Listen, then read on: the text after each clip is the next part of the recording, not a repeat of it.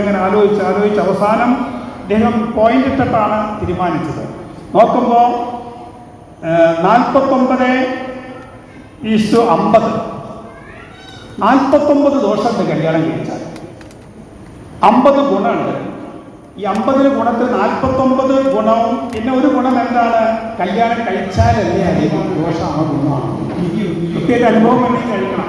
അപ്പോൾ ഒരു പോയിന്റ് കല്യാണം കഴിച്ചാൽ എന്നതിലേക്ക് ചേർന്ന് 50 പോയിന്റ് വന്നപ്പോൾ അദ്ദേഹം ഉറപ്പിച്ചു എന്നാൽ കഴിക്കാം. അങ്ങനെ ഈ പെൺകുട്ടിയുടെ അടുത്ത് ചെന്നു.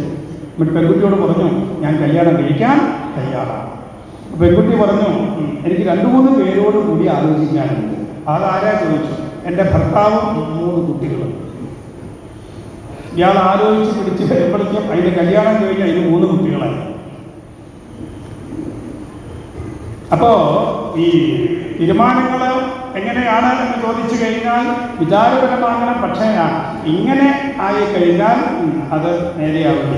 അപ്പം ഈ ശങ്ക വേണോ വേണ്ടയോ അതൊക്കെ എൻ്റെ ശത്രുവാണ്. അങ്ങനെയുള്ള തടസ്സങ്ങളൊക്കെ തീരാൻ വേണ്ടിയിട്ടാണ് നാളെ നരസിംഹാവതാര സമയത്ത് പാനകം വഴിപാടായിട്ട് സമർപ്പിക്കേണ്ടത്. എല്ലാവരും വഴിപാട് പാനക നിവേദ്യം സമർപ്പിക്കണം എന്ന് പ്രത്യേകം ഓർമ്മിപ്പിക്കുകയാണ്. യജ്ഞത്തിന് നെയ്വിളക്ക് സമർപ്പണം, യജ്ഞത്തിന് ആവശ്യമായ പുഷ്പങ്ങൾ, അതുപോലെ തന്നെ ദ്രവ്യങ്ങൾ എന്തൊക്കെയാണോ നമ്മുടേതാണ് യജ്ഞം. അപ്പോൾ നമ്മുടെ യജ്ഞമാണ്. ആ യജ്ഞം അതിഗംഭീരമാക്കേണ്ട ഉത്തരവാദിത്വം നമ്മൾ ഓരോരുത്തരിലും നിക്ഷിപ്തമാണ്.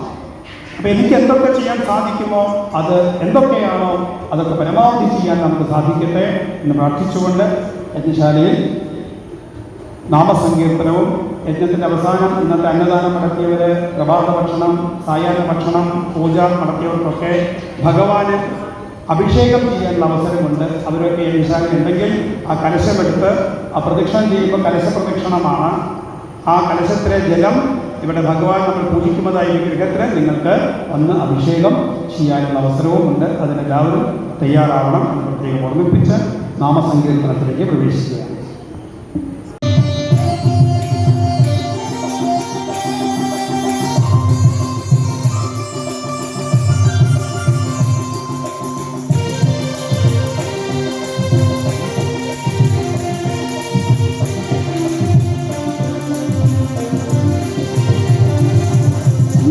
നായക ഷൺമുഖത്തോട ശരണം